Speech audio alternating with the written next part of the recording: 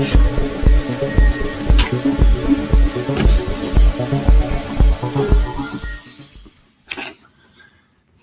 boys and girls, back for another horrifying episode of Scientism on Trial. Scientism on trial. If only it was widespread enough to be on trial. That would be a thing. Now, I told you, I talked to a professor, and he said that it's more widespread than you think. I'm pretty sure he doesn't understand the notion of scientism you're talking about. I'm pretty sure you don't understand what I'm talking about because you wouldn't be picking on it if you were. Nobody in this community has a fucking clue what you're talking about. Well, I think there are a few people out there that might be catching on. I'm not sure. I really don't think so. 5, 3. Okay. Ooh, that's pretty cool.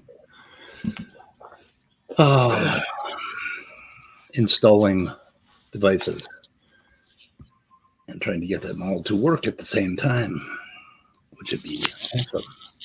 That'd be nice. So let's see. The first thing I wanted to straighten out is a proper thought experiment. A proper thought experiment? Okay. Yeah, proper thought experiment. One that fucking works. To figure something out. And the thing we need to figure out is what kind of dualist you are, I think. What kind of dualist I am? Yeah. Yeah, because I could tell there were some issues. I mean, you perceive there to be issues, but I don't think there are issues, but okay. Yeah, there are two of us now, motherfucker. Now what are you going to do? Scott's not using his dot. Ah, there you go. Well, you're number one. What the fuck? You're at this again? No, Speed's just a glutton for punishment. He just won't fucking stop. And number two, you got to come up with a different way to talk to each other because this isn't working. You really thought that I was being punished here? I don't understand. I thought it was you. I was feeling bad for you, Amelia. Well, I guess a person that doesn't understand the flaws of their theory are just willingly ignorant of them. So, hey, you know what? Oh, so that's how it's going to be tonight, eh? That's how it's going to be. If you want to die on that hill, feel free. That's how it's going to be. Okay, so we have a physical world. Okay, now this is a thought experiment. World? Material world in a material world. Madonna. Oh, we don't want to get a copyright strike. I keep forgetting about those things. Inside the material world, we have a being. Okay, and he has a mind, basically. And the material world splits into two different material worlds. Now, this has okay, as the material world progresses through time, part of this thought experiment is that the material world doesn't have any indeterminacy. There can be no further split. So these two things are identical entirely forever, right? Okay, and the little man inside is identical forever. So you understand that extremely strict condition that there is no indeterminacy. So right, something branches, and once it branches, it stays on its branch. Fine. Right. Okay, but they're still identical in every respect. Well, that kind of seems physically. It seems trivial to call it a branching, then. Kind of seems that way, doesn't it? But we have two different things, right? Okay, so do you believe that these two minds can be different from one another? I mean, I wouldn't consider them identical, but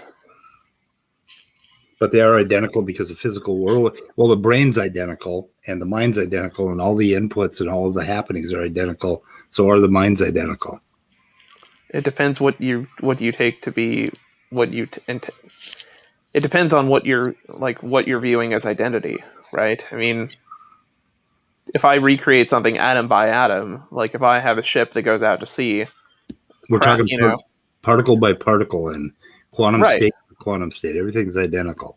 Right, so, but I'm saying if I have something like that's like that I know to be like original, it goes out to sea, it crashes like into a jillion pieces. I recreate that thing atom by atom, right, and every quantum state is preserved. But then slowly but surely I refind every piece of the thing that was originally thought to be doomed and reconstruct it. Okay. I don't think those things are identical. Even though they're exactly the same in description. Yeah, I mean, I think taking identity to be something is like part by part, and it's to some extent it's functional, but it doesn't seem to be completely. What are you doing? Like to be completely functional. Okay. Okay, but they're descriptively identical. So if you were to describe every quantum state right down to every microstate, we have two different universes that are absolutely identical. Can the minds differ? Sure. Okay, so one mind could believe A, and the other mind would believe A equals true, and the other one believes A equals false. Yeah. Okay, so you don't believe that the mind is entirely physical, then? No, I do. Okay, you understand that that is an inconsistent view. No. Okay. Because I think modality supersedes physicality. Modality supersedes physicality. Tell me about that. I mean, so I think if it's possible, like in a modal context, for something to be true or false, right, and that is in fact the case, right? If that fact like is genuine, right, then there has to be something about the physical world that reflects the modal state, right? What's a modal state? Well, it's all possible, like variations, right? So I mean, in the hypothetical, somebody could come to a conclusion true, or somebody could come to the conclusion of something being false, right? And those two, like, there's nothing negating either of those things from being realized. Okay, so suppose we had a rock in this world, and we have a rock in every world, right? Yeah. Okay. So the two rocks out here are hyper identical. Okay. Sure. Does modality apply to the rock?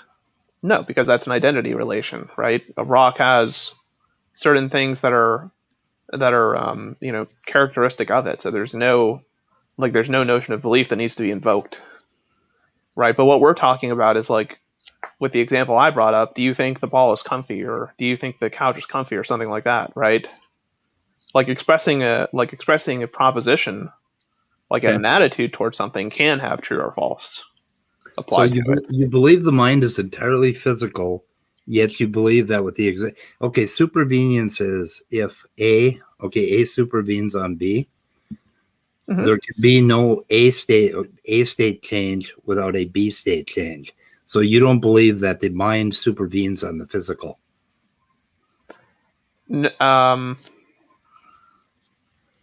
Okay, if there's a state, let me think about that. If there's an A state change, that means we have an A and an A prime. There must be a B state change, but not the other way around necessarily. You could have two B states causing the same A state or supporting. Well, my position is that I think a B state can cause an A and an A prime. B state can cause it. Okay, so you believe the physical can somehow cause two different states, but how does it do that if they're physically identical? Quantum states.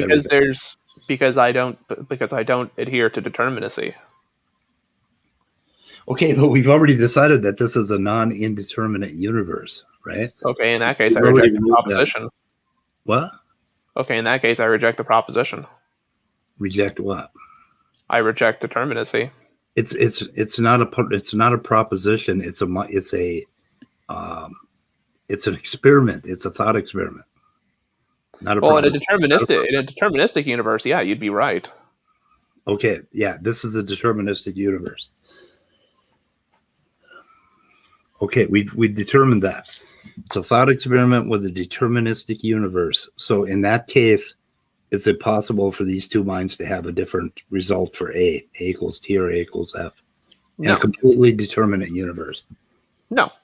Okay, so you're talking about indeterminacy. Yeah. Okay, but you understand that I have this whole time been talking about a completely determinate universe and asking you the question. So, okay, so now I don't understand what you mean by modality supersedes physicality. So are you talking about indeterminacy? Well, I'm saying that if there's a modal possibility for something to be to exist in more than one possible state, right? And that's not inconsistent, right? then there must be something about the physical world which permits for the modal possibility to be instantiated. Different, right? So there has to be some indeterminacy. Yeah. Okay. So you think that mind states would depend upon quantum indeterminacy, that sort of thing? I mean, I think you can take it to that level. I don't think you need to necessarily. I mean, I think the fundamental thing is that we're talking about a stochastic process, right? So we're talking about a process that doesn't deal in absolutes in terms of whether a particular neuron is going to fire or not. We're dealing instead with a network that when one fires, there's a probability that some of its neighbors fire at a specific potential, right? And I think, like what we were talking about earlier, that ability to fail, right? The ability of something to not be actualized, in this case, like a neighboring neuron being fired in conjunction with, the precursor, right, is kind of what maintains modality. What maintains modality? What does that mean? Well, I mean, the fact that something can be that something could happen or could not happen, right, is a reflection of a modal state. Okay. Right. There's a sense in which, like, I could reach for the glass and succeed, but not reach for the glass and fail. Right. But I could reach for the glass and fail. Right. And there's states that would correspond to that. Okay. And what is the difference between those two states physically? I don't know. I can't identify the difference particularly between the two states, but I know that they're different. But what do you think? What do you think they might be? I mean, if you were to conjecture, what would cause such a thing to happen? For me to fail to reach for the glass. And it could be as simple as some particular neuron in some convoluted network, right, just doesn't fire, but the rest of its neighbors do. Some threshold state. So between yeah. these two worlds, there's a tiny bit of difference. So, but wouldn't that also apply to rocks? Why wouldn't rocks be very, very slightly different as they proceeded through time? I don't understand what it means for a rock to fail. I'm not talking about failure. I'm talking about the rock being. Okay, you were relating the success of the failure to an actual physical state of the brain. What is the difference between the physical state of a brain and the physical state of a rock? Well, the physical state of a brain is dynamic, right? It can impose on its environment, right? It can act upon its environment, where a rock doesn't really have much of a choice, right? A rock can just do what a rock does. It can sit there and be weathered down by chemical processes, or it can be, added to by, processes that deposit on that rock and things like that. Okay. The rock, as far as I'm concerned, is an entirely deterministic object. There's no sense in which, right, in which a rock has a desire to do anything. Right. Okay. I'm happy. Well, this is about as quick as. Well, are we done? I mean, did you complete what you were trying to say? Or is there like a chapter 2 we're going on to now? No, Immutable completed what he had to say, and I'm done. Oh, and you're done. And Immutable's what, chapter 2? We're done? We're done? We're done. Really? Yeah, we're done. You would want to ask Danny to come in and give his observations? I don't care.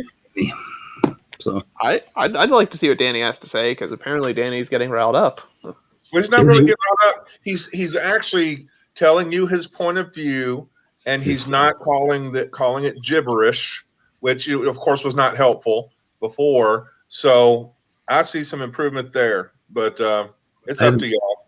I haven't seen Dan. Maybe we get Dessel and Danny in. That'd be good too. Yeah. Is there any further interrogation that you need to consolidate with my view? Or no, I'm complete. Complete. What does that mean? I'm complete. I don't know what that means. Complete. I understand you. Okay, good. So this kind of deflates the whole thing about my dualism being detrimental, or whatever it was you were saying earlier. you have a religious belief and you're gonna stick to it. So I don't have a religious belief. I don't know in what sense. Until you actually completely become an atheist, you're I am an atheist. I don't you're know what gonna the fuck have you're trouble. talking about. You're gonna have difficulties. Well, no, great. Now the ad homs really start. Okay, I don't know what the hell you're talking about. You haven't emptied the last vestige of your theism, apparently. How is an abstract object a religious notion? I don't know what the hell you're drawing on for that one. Yeah, the abstract is kind of a mathematical notion. Good day. Can someone speak? Could you please behave in the stream, Links? Thank you. Don't call other people's beliefs religious when you're using it to insult people. Thank you. I don't know where that came from. I mean, I've been all but polite in trying to expound my view, and now you guys scared Speed off from his own stream. What the fuck? Uh-oh. I mean, look, did you see what he did to Immutable though? He was just like, "Oh, you have a religious belief," like talking he calls me condescending or arrogant or whatever, right? And when he's just as bad. To be fair, you can be. Yeah, okay, sure. I condescend towards people, but Speed does not have the license to like call other people condescending while thinking that he's upright. I mean, to be fair, nobody's upright. Well, I don't think I'm doing anything wrong. I'm perfectly upright. Danny's totally right. Right, I don't tell people that they shouldn't be condescending unless they tell people not to be condescending. Okay. I have a quick question. Okay, so Cerberus has 3 heads, right? So how do you determine which one's telling the truth if they each tell you something? Wait, what? How would that be different for Cerberus versus just 3 people telling? No, you know what? I don't think anyone got the reference. I mean, I don't know either. I'd kind of like Speed to expound on this like religious weird association between abstract objects and like religiosity that he's pulling out of nowhere. Yeah, it's disingenuous. I mean, I wouldn't repeat what he said, but I see why he said it. I see why Hitler killed Jews. What? Yeah, I mean, show me an abstract. Well, yeah. He pretty much stated it, Yeah, he was a racist. That's why he did it. A Nazi. Well, here I'm gonna ask you a question. Show me where your magical sky object is. What? That's just a category error. That's a category error, Caravis. I love that ringtone. Yeah, that's exactly what Christians say when you talk about God too. Yeah, and they're right. They are right. They're right. So it seems pretty religious, then, doesn't it? That's why I see it. No. You just How so? I mean, I explain abstract objects as being propositional, and I think abstract objects exist by virtue. Well, I mean, I think they exist by virtue of the propositions. Oh, I being see. combined. I see. They're indispensable to the truth value of our propositions. I think that's yeah. I don't treat it to exist in the same type of way like a tree exists, but yeah. Why, if someone tells you, "Show me the number 2," it's just a silly question. Yeah, it doesn't make sense. By the way, I forget what it's called, but I was referencing the legend of of a hero meeting 2 heads and one of them lies, but you don't know which one. Yeah, the liar's paradox. Yeah, so it's with Cerberus with having 3 heads that complicates things. I always tell the truth. I'm just not always honest. There you go. Is Speed just gonna like chicken out of this conversation, or I don't know what's happening here. I mean, no, he has this habit of accusing people of things and then talking down to them and then booting them, or like disengaging after he's done insulting. I mean, he's probably feeding the raccoons. I still haven't gotten a direct answer on where the hell Speed Scientism begins. Like in terms of like propositions, because earlier today we tried that and he mentioned zygotes. And I always wondered who created your avatar, because that looks like you. Nathan. Just stylized. Oh, cool. Nathan Artworks, yeah. I mean, is it just me, or does it seem like that the philosophical position that like Speed is wanting to put forth just has a lot of baggage and a lot of things like being assumed before, like a lot of other things assumed before it even gets off the ground? I mean, scientism, is that just like yay method? Is like what exactly is scientism? I'm going to try as best as I can to represent Speed's view, but it's honestly it keeps changing, so I don't know entirely what it is. It's not a straw man on your part. If it keeps changing, I'm not claiming to understand how it's changing. Well, I mean, maybe you think it's changing, but it hasn't. I don't know. It just Well, it's not a straw man unless he says it's wrong and then doesn't represent. Like, Yeah, I assume that like when Fair me enough. and Speed talk, that if I'm getting something wrong, like he immediately brings that up like towards the beginning of the conversation, not like in a 2-hour stream after the fact, like to kind of air grievances about it. Hey, Speed, are you there? Speed is enjoying the show with the sound off. Yeah, he muted everyone or muted his volume. I just jumped in because first I heard the most condescending person I've ever met on this show telling Speed to be less condescending. No. That wasn't my position. And then the very same person told me that everyone that Hitler killed people because he was racist. No, Can I Hitler ask? killed Can I ask you where the DNA we can find that someone is a Jew? It's not a DNA question. Yeah, it's really not. So, but Jews are a race. It Yeah. doesn't mean it's reducible to DNA. I'm curious. Let's not because get into I'm race-realism. I'm just curious. I'm just think curious because my grandfather was a camp survivor, so I'm wondering what race am I now? Yeah, I don't- technically Jewish people are a nation, but the word racism applies to more things than races. Well, yeah. Well, I don't I mean, think doesn't racism. that- The word racism applies to more things than just racist. Yeah, you could be racist against Mexicans, but Mexican isn't a race. Yeah, race isn't a real category. Oh boy. But doesn't If- that what I'd it? say that. Doesn't If that? anything, there's only one race, but I can see if you're saying it Did you get that from you can Ken be Ham? you can be racist against Mexicans. Okay, aren't we? I thought we were talking about Speed's view of Look at scientism, Mutable. Look not- what he put in the talking about chat. Speed's Look view at of what Speed put. scientism. Look what Speed put I in the chat. know. It's difficult to argue with believers. I It's- know. I he's thought a we were weasel. supposed to be. I thought we were supposed to be talking about scientism, not like my belief structure.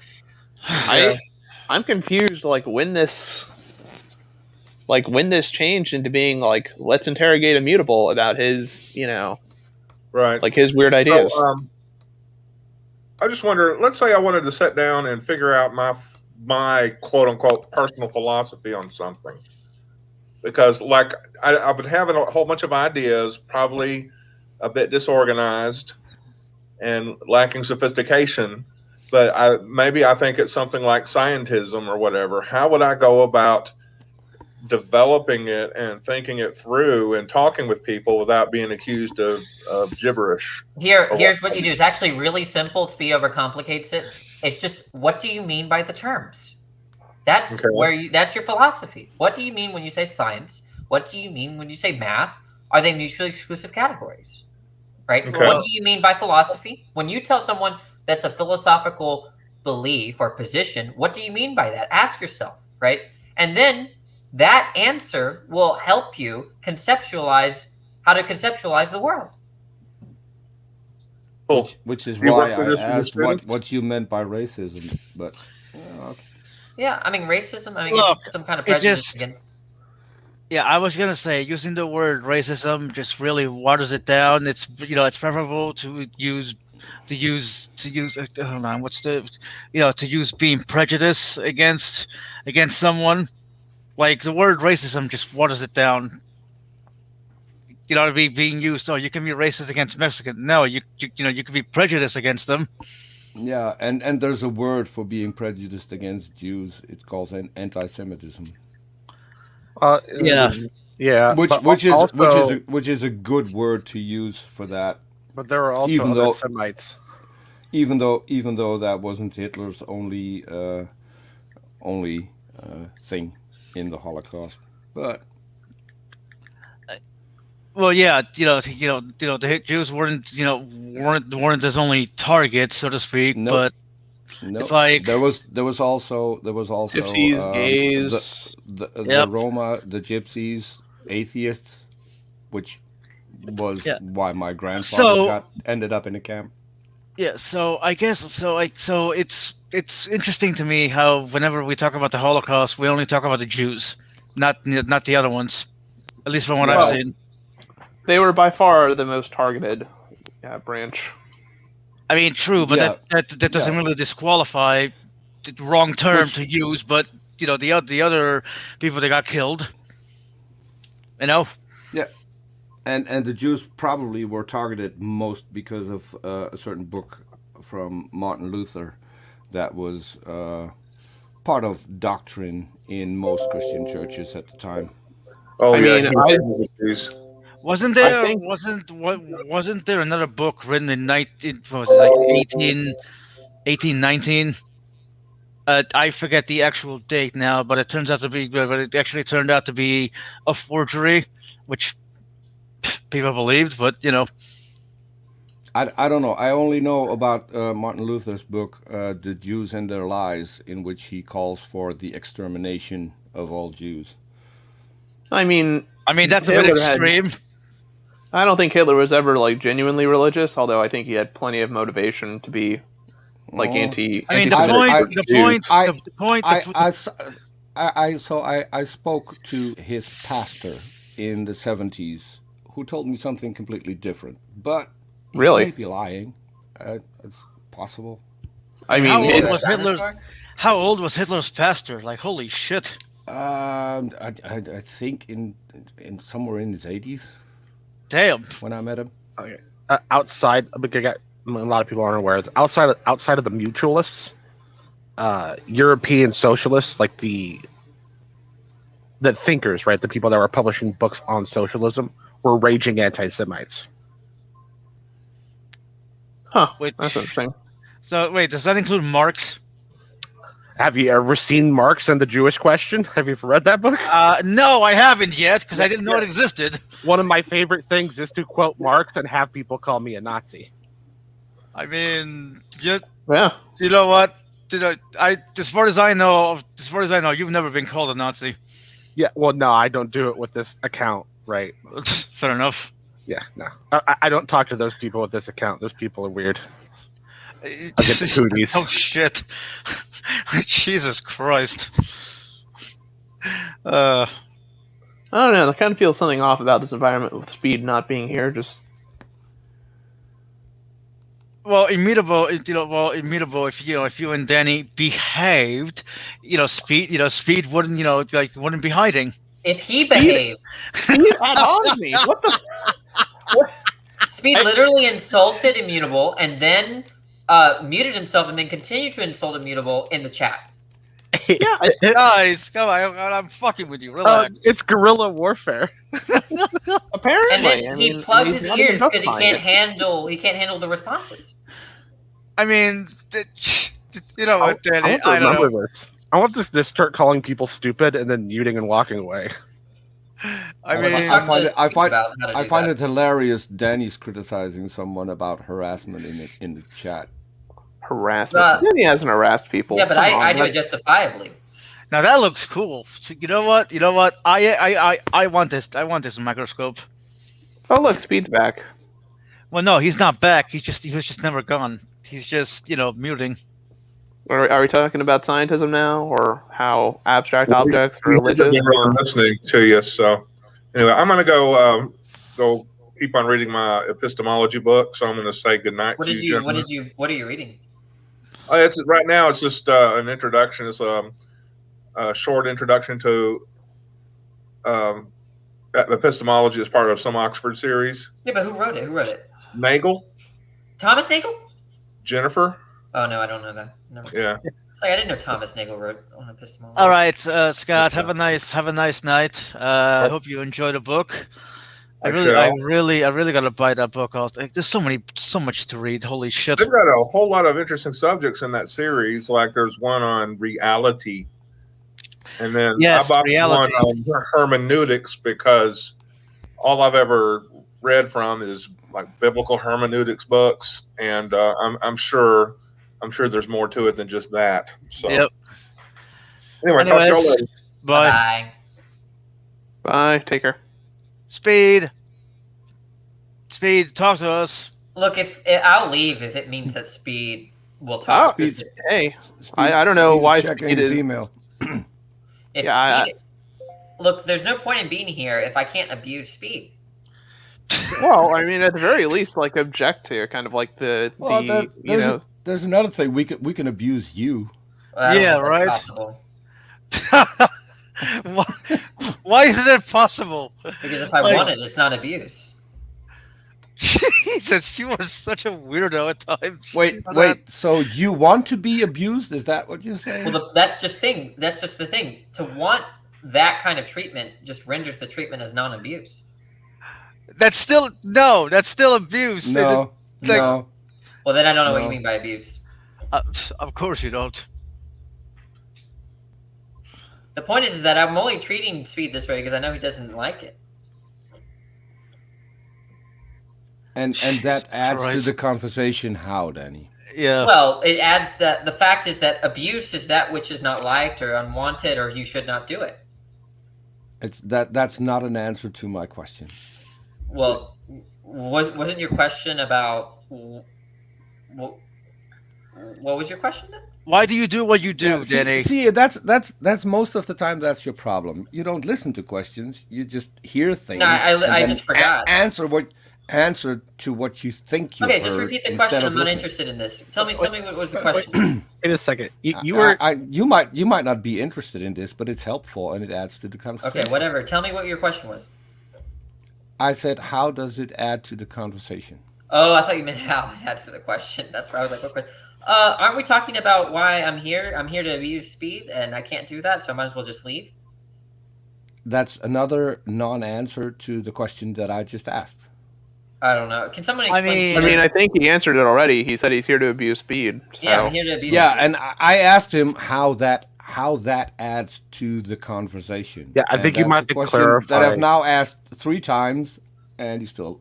What do you mean? I'm telling you why I'm here. That's the conversation, right? You might need to clarify what conversation Yeah. you're talking about. That's what I asked. I'm not asking you why you're here. What are you asking? I'm asking how your treatment of Speed adds to the conversation. I can dumb it down further. Yeah, if Can need you be. dumb it down further for me? Because I thought I answered that question. No, you didn't. I thought I did. That's why I'm asking. So if I did, You only had 3 chances. So yeah, give me a fourth. You said you were going to explain it again. Yeah. Well, Okay, so go ahead, dumb it down. answer the question. Apparently, you're the smart one here, so you I'm should know confused with what the question is because apparently I haven't answered it. What did I ask? Okay, That Repeat you my said que- word repeat for my word. question. What did I say that contributed to the conversation? That was your question. No, right? that wasn't the question. Okay. Try What was the again. question? This is a weird rabbit What is hole this, a we're going guessing down. game? Like, just tell me the question. Is it just me or does anyone Yeah, else I really don't know. Maybe someone misunderstand? can explain, Peter. I'm not sure what he's expecting as an answer. Okay, so I want to rephrase it. He said he How was is- only here. He said the way he treated Speed was just because he knows Speed hates it. And then I asked, how does that add to the conversation? And apparently Danny's so stupid. What was the that conversation about? He can't figure out what that question means. Yeah. And What was the that to me is conversation? hilarious. Was the conversation about why I'm here? Did I Somebody mention a fucking specific kill me. conversation? Did you mention know. a specific conversation? I don't know what asking you're Or did talking you for a make frame or of did you make a reference. general state? Or did Are we you talking? make a What are we general talking? statement? I don't even know what we're talking about. He's Peter. asking about a frame of reference to the question, and Jesus, hell, Yeah. it just keeps going. Uh, It's the- And the problem with you, Danny, is if you talk over someone else, you can't hear the question, which is why you keep ending up answering. Okay, go ahead. the I wrong won't question. overtalk you. Go ahead. I've already said it. Oh my So god. repeat my question back to me. You're gonna Okay. No, that's what You're- I'm asking for. you're gonna Okay, make me can side we- with Danny. You're the philosopher. I think that in philosophy, one of the primary things is to listen to each other. But I don't Otherwise, understand you're just you. going to talk past each other, and Yeah, there's no but I don't know philosophy. what you're saying. I don't know what Just form of to- philosophy you've studied. Okay, can I ask you to rephrase it, Peter? Is it possible that you're meaning to ask how does that contribute to conversations with speed? I thought that was apparent. He said the only reason I treat speed the way I do is because I know it. He hates it, and then I asked, what does that contribute to the conversation? That means literally every conversation in which Danny uses this argument to, I don't know, annoy Speed. Yeah, well, Speed doesn't want to have a serious conversation with me, so I just annoy him instead.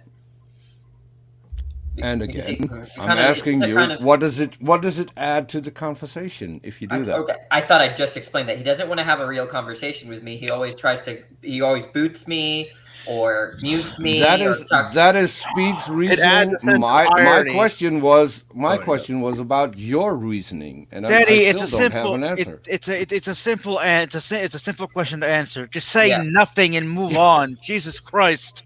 Yeah. Well, I don't understand look. If I've tried to criticize Speed on his views, he gets angry, and then he gets emotional. And why do I hang out here?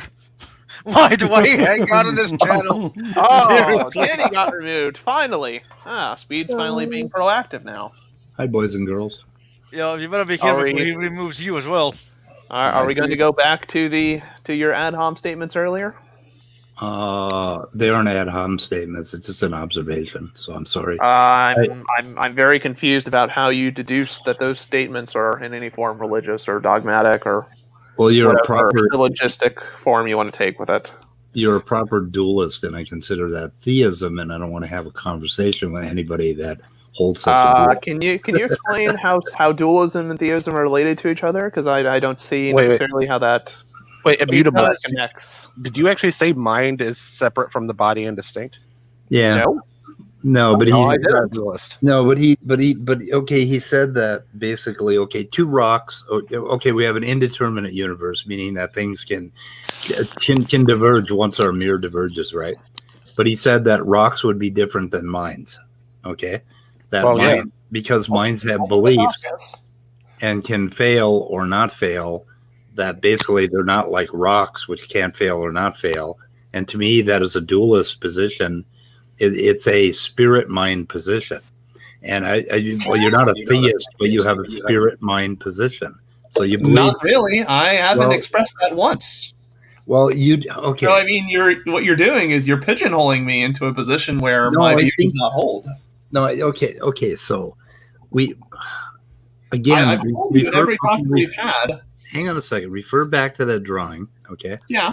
And we were talking about we were talking about identically mirrored universes, right? Yeah. And then you went and said that A could believe that's okay. The first one, A could believe that proposition X is false, and the second one, B, which is the same identical physical substance in every way, everything about the universe is identical, could believe something different, right? And then you went to indeterminacy. And indeterminacy means that the physical universe would vary, right? Mm-hmm. Okay. But you said that couldn't happen for rocks. That could only happen for minds. How do you explain that? I thought we went through this. Minds have a sense in which they can fail, right? I mean, the processes that constitute mind, be it like synaptic interactions and neuronal firing and misfiring, there's a sense in which that can fail to maintain consistency or to be proper, right? Well, a calcium atom in a rock could fail to bond with a oxygen, right? In the same way through the same indeterminacy. Right, but the way we're defining a rock mostly is by its crystalline lattice structure, right? So there's no sense in which a rock can fail. But you understand in a indeterminate universe that the two rocks could start to vary one from the other, right? Okay. Right, but once again, I'm not viewing a rock atom by atom. I'm viewing it in terms of like an overall property that it has, which is the fact that there's an overall property which defines it, which is some geometric lattice structure that it adopts. Somebody parts interacting. Somebody else fucking help me here, please. I'm not sure why you would purposely not look at the rock at its most fundamental level possible, but I don't see why you can't view it as why you can't categorize it geometrically. well, you can, but I don't see why that would be the limit of how you're categorizing it. Because neither of the components of a rock define a rock. Well, okay. Would you say that all the parts of a rock is what makes the rock? No, I mean, I think the interactions that those parts have with one another, the relation they have with one another, but Can on we just top of agree? that, Can we right? just is what agree defines that the rocks? object. Okay, so it's all the parts and all their relations is what you would say defines the rock. Yeah, I don't think all the parts itself is sufficient to establish identity. Okay, so that's an acknowledgement that atoms of the rock is entailed in defining what the rock is. Right, but the atoms in a rock don't entail the geometry that rock is going to adopt, right? The geometrical lattice of the shape. I mean, it can, That's the error that's being that's the error that's being adopted, right? It's true that the geometry implies some atomic structure, but it's not true that an atomic structure implies a specific geometry.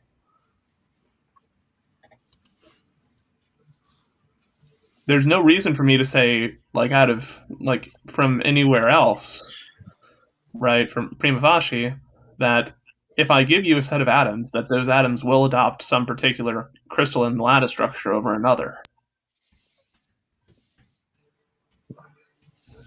I mean, I guess it'd be probabilistic. I think you could. I mean, you could, but there'd be a rule that defines those interactions. And to me, that relational property is, again, what I consider to be part of identity. Mereological nihilist is what Leo came up with. I don't know what the hell. Yeah, I don't know what you're talking about, Immutable. I really don't. You're asking me about what it means for an object to fail or not fail.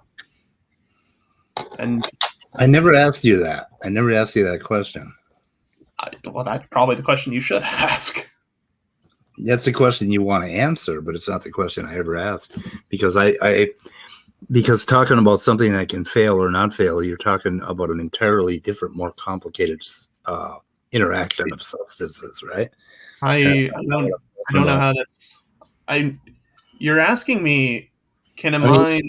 You seem to think failure and not failure is something more fundamental than I do. And I think it's really a complicated thing to say that something fails or not fails. So we got a guy in the back room here that says he's not Danny, but he looks exactly like Danny. What do I do? Just, I don't know, just let him in, and I don't know, Speed. It's your channel, but well, if he's in, I'm out. So, I mean, what do you? What? Okay. Why do you think like this notion of like failure or not failing is like such a convoluted notion? Because I don't view it to be that. Well, it's complicated. Okay, what do you mean by fail or not fail?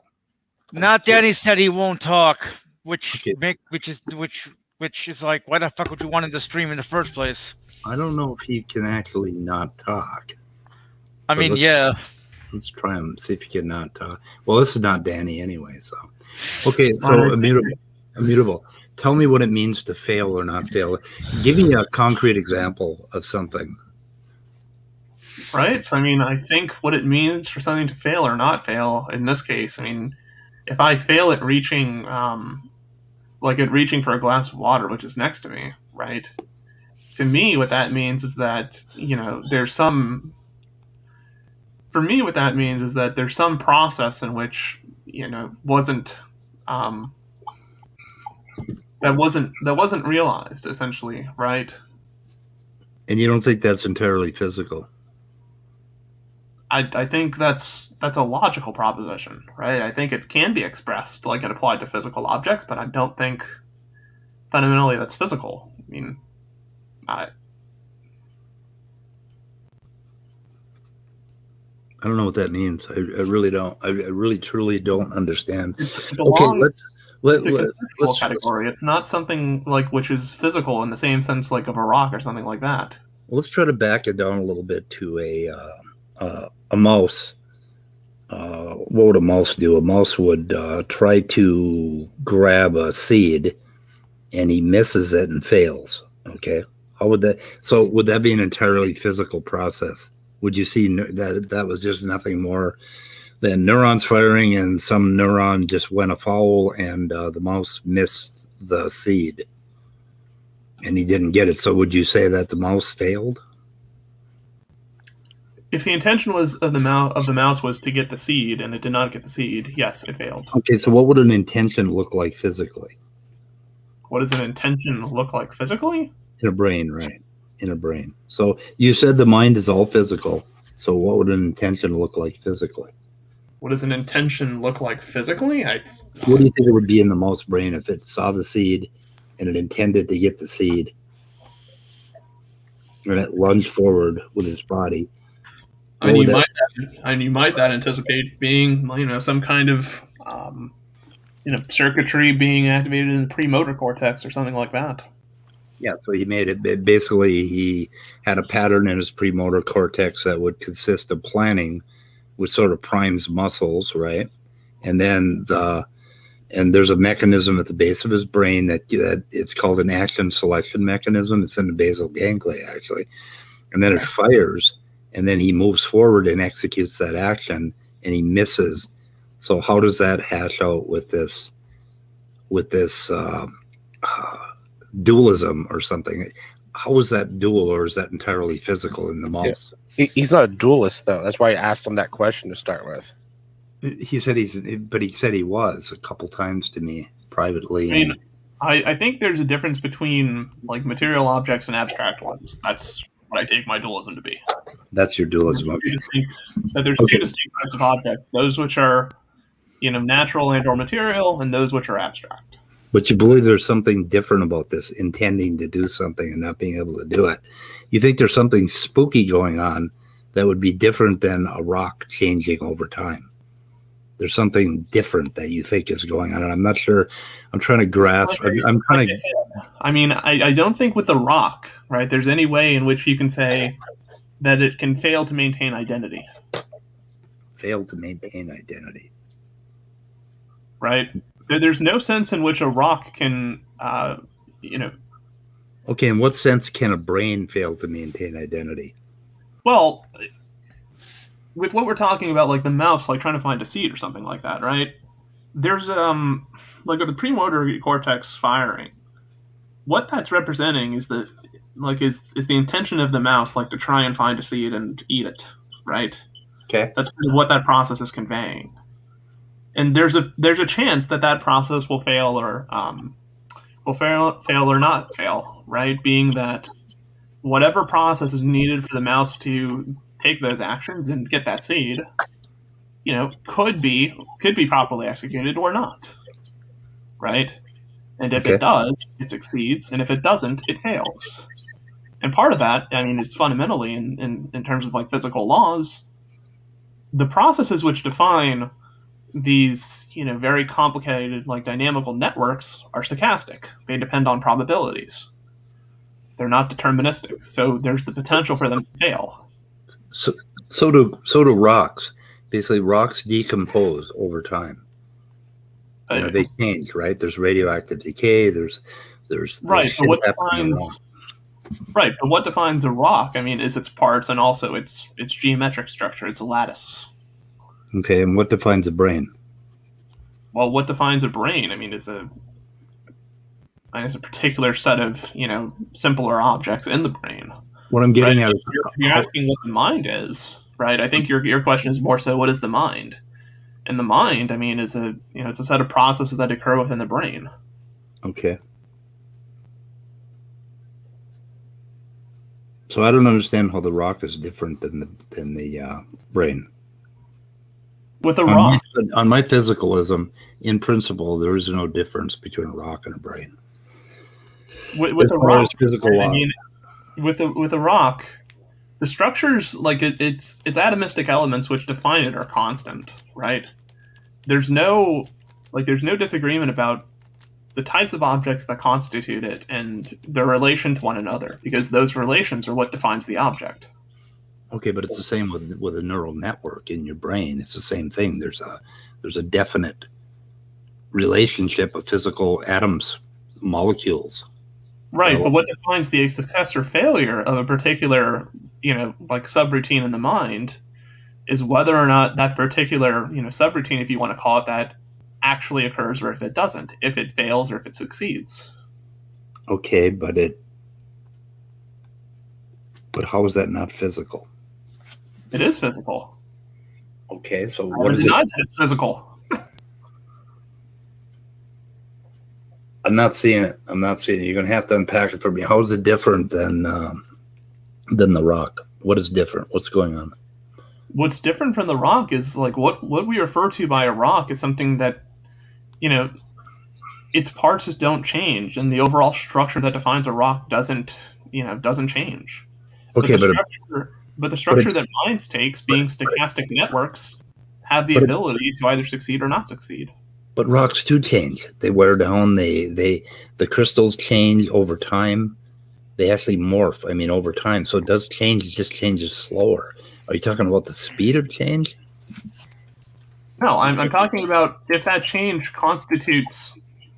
Look, there comes a point when, well, if you keep taking away atom by atom in this lattice structure of rock, eventually you're going to not have a rock anymore, right? Because the geometric structure of the rock will be, violated. Right. Right. What it means for a rock to be a rock will eventually fail. Let's talk about. Let's switch it up and talk about an oak leaf on a growing, living oak tree and a brain, because oak leaves change stochastically, biologically. It's a more dynamical system, right? And photons are hitting the leaf and stuff. So, how is the oak leaf different than the brain, than the mind? How is the oak leaf different in the brain? Physically. Yeah, physically. Brain and mind.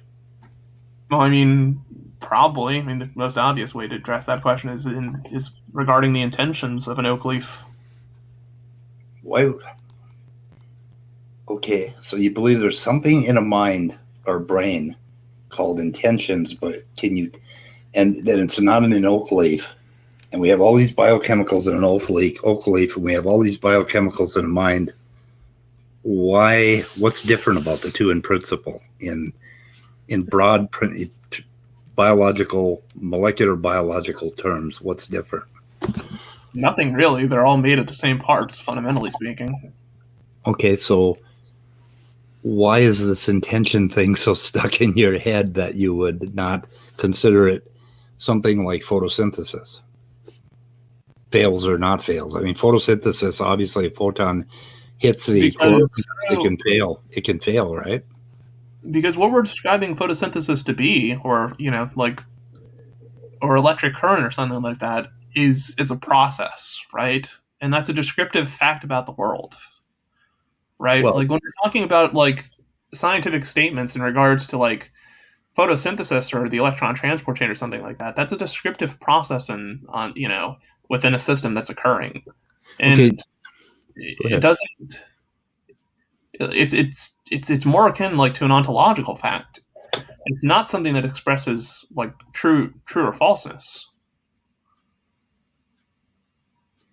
What does true or falseness look like in molecular biology? True or falseness? I mean, did a cell properly divide? Did this transcription factor properly associate with this genic element or something like that? Okay. Right. I mean, it makes sense to describe like failure or success in terms of like interactions between like various cellular components of a cell or cellular components. But like with individual molecules or atoms, I'm not entirely sure it makes sense.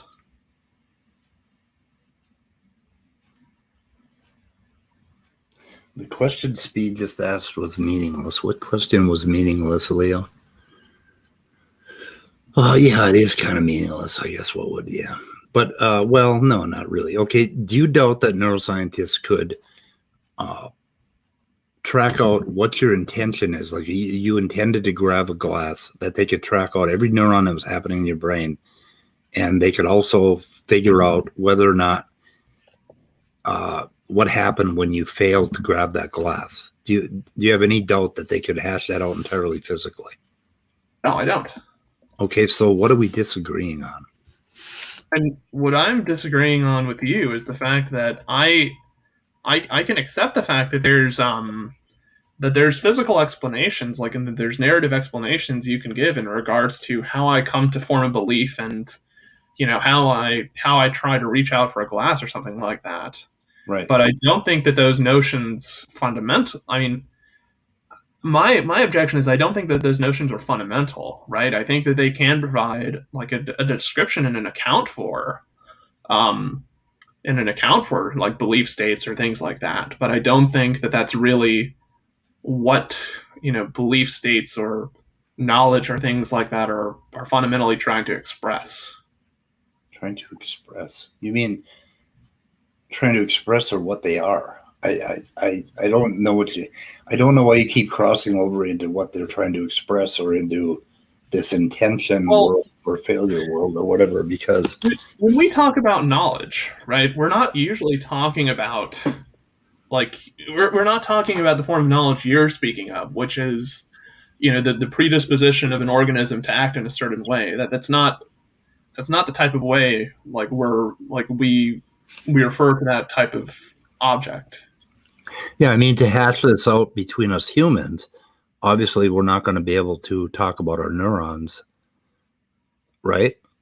Well, but that's the thing. I mean, there's a much higher level that we could talk about it. But what I'm saying with my scientism is that we can learn a hell of a lot about belief and knowledge and all of that by looking at fundamentally what happens in the brain. Like, for instance, intention in the brain, you can actually see a neural storm shooting up from your limbic system into your cortex that causes that intention, that causes that action. Like in the mouse, when the mouse is rushing forward, there's an actual like lawn sprinkler system that sprinkles its cortex, and it responds in exactly some way to execute that premotor function and that motor function and go get that seed, right? And we can learn a lot about that. And then later on, we can construct these ideas of belief. I mean, obviously there is no true and false or right and wrong or what would you call it? There's no truth or falsity to it, right? There's just an organism acting. Okay. And I think what you're describing, right? I think what you're describing is kind of like a metathesis on how it is like biological agents come to certain processes about belief and knowledge. But I don't think that. So I mean, I think where we differ is that although that's a way of kind of explaining how organisms arrive at these complicated philosophical concepts, I don't think that they are in fact. I don't think that that what you're describing is in fact equivalent to those objects. I don't think that a predisposition for an organism to act in a specific way, which is the way you define knowledge, is actually knowledge in the way that philosophers use, in the way the philosophers are referring to that term. Right, that's why I'm a scientist. Because I think if they don't subsume that or incorporate that, then they're missing something really important, and that is what the brain is doing. Because what the brain is doing is very, very important. It's very important that there's emotion behind these things, that and we can hash out what emotion is. That's about the lawn sprinklers, right? So now we know something about belief. I mean, you agree that there's a difference between what a thing's doing and what a thing is, right? What a thing is doing and what a thing is doing would be some description over time of what something is doing, right? Like, if I describe it's raining outside, right, or that like water is falling from the sky, right? It's obvious that what I'm describing is raining, but raining is different, like conceptually, from that description, right? But yeah, I think that's personal problem. Well, what I refer to as raining, right, is like there's a process occurring in which, clouds that are unsaturated with water become more saturated than water.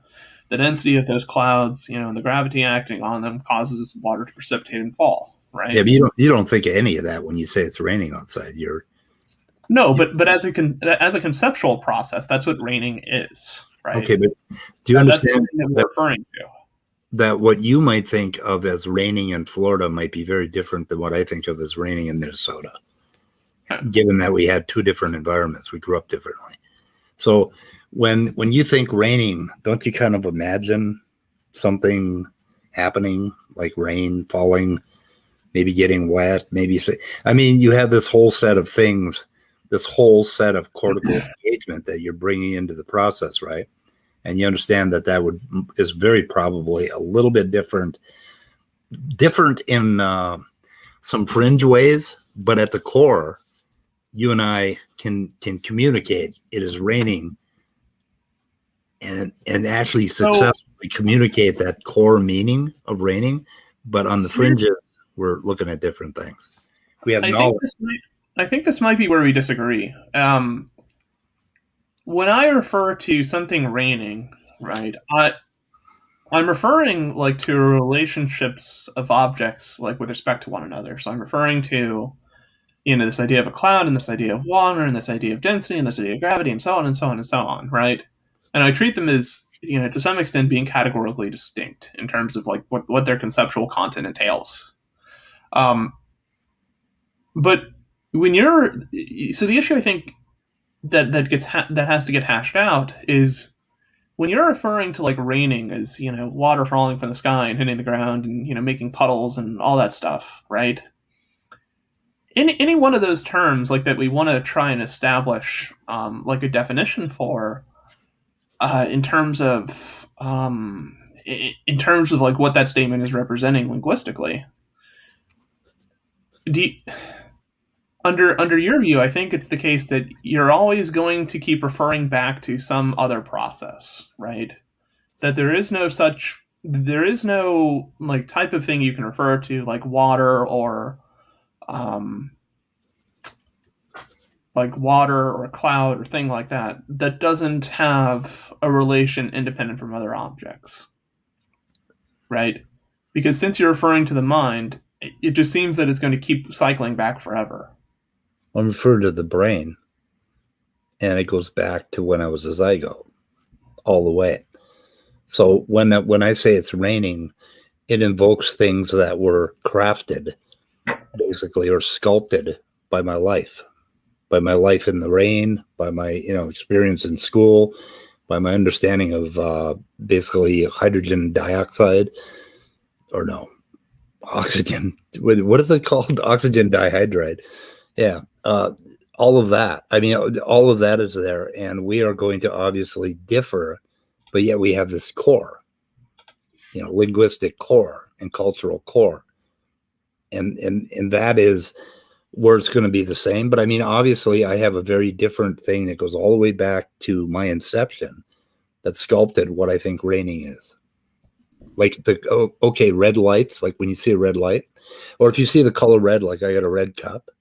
And if I look at that red cup, my experience with red lights, stop signs, blood, basically the police chasing me is going to affect this quality of red, right, in this moment. So you understand those would be very different. So I'm always going to go back to how my mind was sculpted from the zygote to here. So okay, when you refer to like the zygote kind of being like the last straw, so to speak, the precursor that you can't push further back upon. Well, would you agree that like certain concepts? You can go a lot further back. We can do the entire evolution thing all the way back to the fucking prebiotic. But what I'm trying to get at is wherever you like arbitrarily choose to put your starting point, wherever you want to put your stake down, that thing has to have some notion of like concepts, right? Because that's the thing that the brain is going to refer to at some point in time to try and make sense of the world and generate predictions about the world, right? Yeah, and I think in terms of concepts, I think in basically neurological machinery, and something called Joaquin Fuster talks about something called a cognate. And right, but you're saying that goes all the way back to a zygote, which means something about a zygote or something about like the structure of a zygote already has notions of these like higher order concepts like time and space and not at all. Not what I said. I said it was developmental from the zygote, so we could start looking at how these pieces were put in.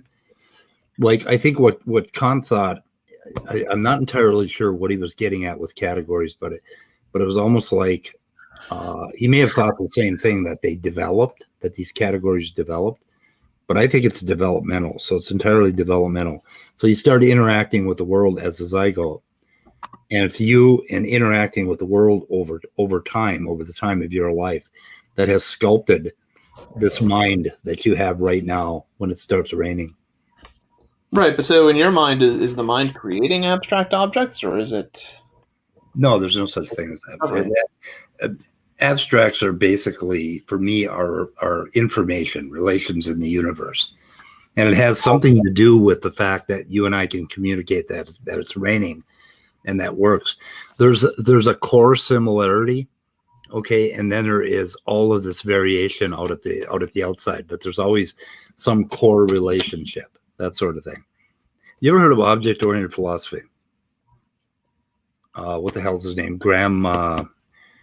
Scott, help me out. Graham. What the hell is his name? Scott left a while ago. Anyway, but that's sort of a richer way to look at objects and look at mind and look at humans and stuff like that. But anyway, it all hashes out to physicality. And physicality over time. So you're this developing zygote, and by the time you're 70 years old or 25 years old or whatever, okay, you are in such a state. You've been sculpted by the universe to basically interact with it. Okay, let's go back to the point where I kind of want to make this become.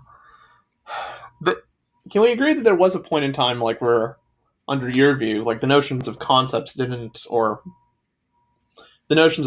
wasn't proper? Notions of concepts or concepts themselves? Concepts.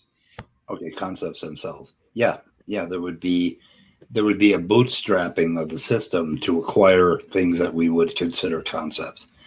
Concepts are kind of weird when you think about it. Have you ever tried to take a concept and pare it down and talk about it? Yeah, that's what dualism is. That's a what? That's what dualism is. No. No. That's my dualism is, but okay. Okay, but your dualism, that's fine. Okay. But so I think that establishes that there's a kind of phase transition of sorts where there's a state in time where there's no notion of concepts, and then at some point in time, bam, suddenly there is a notion of concepts. And I'm kind of wondering. No bam. It happens incrementally, one little fucking neuron at a time. So basically, hold on. Okay, gradient from the color red, to from red to yellow. In between, it's just a gradient all the way. Concepts do not just bam up. Bam. But the notion of a gradient itself is a concept, right? Like, wait a minute. No. We're talking about something. You're not gonna pull my concept back into the talk about concepts. Come on. No, what I'm saying is, like, you're describing it as a gradient, and I would agree if we're talking about like evolutionary trajectories and things like that. But the notion of a gradient itself is a concept. So what? So we're talking about, we use it in a lot of concepts. I mean, your dualism concept, your concept is a concept. Okay, your concept is a concept. Tell me about that. You're using a concept to refer to the formation. You're using a concept to refer to the formation of concepts. I'm talking about concepts, okay, and how they booted up in your brain. You're utilizing a pre-existing concept to try and form the idea of concept. Okay, now you're talking about the gods. Okay, I'm not talking about the gods. No, you're breaking the first rule of God's eye view. You can't talk about. I'm using concepts to talk to you right now. Okay, don't fucking talk to me about my concept of a concept or of a gradient. Okay, do not do that. Do not go there. Stop this line of questioning. No, do not go there. I don't understand. Okay, I don't understand what it means to kind of like partition a concept. I don't know what it means to have, like half of a concept of blue, and then 3/4, and then 7/8, and then 11/12, and then 13/14 of a concept. That doesn't. Yeah. That Okay. doesn't make sense to me. It does. Okay. Now you're making sense. That's good. Okay. So yeah, it doesn't make. So you think concept is kind of like a binary sort of thing, but that's interesting. But that isn't how the brain acquires knowledge. That isn't how you acquire knowledge of color, or movement, or objects, or space, or anything. You did it in these small increments. In fact, we're talking about we're way back before we're way before brains are existing. We're talking about how on God's green earth do you go from a state where like there's no concepts to like 11/12 of a concept to concept. That's to me that's where I'm kind of struggling to understand. Well, for one thing, urgency with that. It shows you that the concept of concept is itself empty. Okay, it's not some concrete thing in the world.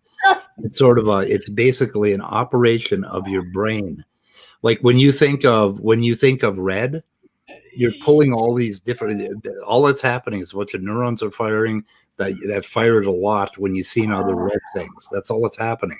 So when you have a concept of a circle, you're thinking about a container, and it harkens back to you. There's a little remnant of some neurons firing when you first put a block into somebody's cup, right? Or into a cup, or back into a can, or whatever. All of that just goes all the way. So that's what you're erecting, and that's what we're calling concepts. And we happen to be very good at moving them around in our brain to the point where we can do advanced math. You do know what you just described is called panpsychism, right? No, not at all. Not in any way is that panpsychism. Yeah, because you're saying that like concepts are things that are generated by minds. The only way for what you're saying. No, concepts are generated by brains. There's a big difference. Okay, either way, there was a point in time where brains did not exist. We agree on that much. And there's also a point in time where concepts didn't exist, but then began to exist. But not a point in time. It was a slow process over time. What the fuck does that even mean? There wasn't a point in time where concepts began to... What does that mean, that there wasn't a point in time where concepts began to exist? The negation of that statement literally means that concepts exist eternally, which is something you've denied. For you to have a concept, okay, for you to have a concept in your mind and deal with something that you want to call a concept, pick one. What's a concept? Pick a concept. I'm not talking about my form of a concept. I'm talking about concepts itself. There is no concepts itself. It's only what your mind is doing. What is a concept in itself? What is the physical nature of a concept in itself? What is the physical nature of a concept in itself? It's a string of bit and characters. A string of what? A string of bits and characters. You mean it's made out of string? Yeah. A string of bits and characters. Oh my goodness. Okay. I mean, there's not really disagreement with that. See, this is why you need to be a scientist, a tismist. This is why you need to avoid scientism, because I must rescue you from this foolishness. No, because you get into like these weird mental gymnastics to avoid. No, there's no mental. You're the one. It is you're trying to drive these concepts of truth and falsity and this idea of a binary concept, or a concept existing outside of our minds or outside of the nature of our physicality, that is causing all of this confusion. Okay, it's trying to bring these philosophical concepts in whole cloth and not take them apart at the physical, neurological center of what they really are. Because that's all you are is an organism. And you're going to die. Well, I agree. I don't deny that. Anyway, okay. Time to go think. I really implore you to like rethink about this whole scientism thing, because look, this whole thing has been fleshed out over the last 10 years, and it came up, and I have thought about it and thought about it and thought about it, and it is there are people that express this view in a way that makes sense. I mean, it just seems like he's just saying everything's physical. Yes, everything. Yeah, that's a legitimate philosophical position. I don't know what's wrong with it. No, but okay. At some point, that complicated. At some point in time, it becomes self-referential, though, and everything's physical and you're physical. Then yeah, right. There's no semblance of what anything means at that point. No, there's a whole lot of. I mean, physical things aren't identical at the particle level. Obviously, there's big differences. I'm looking at some blue on my screen and some, black, and I'm looking at my cup. There's a lot of different things in the universe. Just embrace them. If I have like one calcium atom that's different, like in some rock formation, like, and I have another rock that has one calcium atom more than the rock I've just referenced, they're not. I wouldn't consider those different objects. I do. Wait. Yeah, that's. You wouldn't call at least. Well, you wouldn't say they're identical objects. No. No, but I wouldn't say that they're different types of objects. Different types. Okay, I agree. We would both call them rock. Tight token. I just wouldn't call them the same rock. Yeah, I mean, they both belong to a category called rock, right? They're not.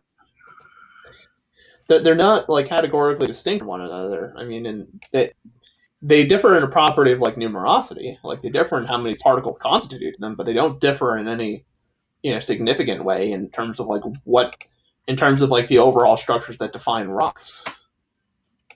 Yeah, I'm not so sure Speed would disagree with you. I think he would just say category of rock is a physical thing. Right, but I view that as I view that as a conceptual notion, not a physical notion. Well, I mean, that's fine, but he would say that conceptual notions are physical notions. I would say conceptual notions can be represented by physical processes, but I don't think they're equivalent. I kind of agree with Speed. I would say conceptually they're not equivalent, but I don't think they exist in any other way than physical. Yeah. Okay, but what does it mean for something to differ? Okay, in what way does it to say that there is a conceptual, a significant conceptual difference between like what the objects are describing, but they are in fact the same object? Wait, are you saying the difference between the conception of an object and the actual object? Yeah. You were actually popping for me. I couldn't quite. It was making me. It was making me stupid. Oh, is it any better or? Yeah, for some reason it was only right there. Okay, that's bizarre. What I'm saying is, for me, it doesn't. And maybe I'm thinking. There seems to be a difference between a kind of. How am I trying to say it?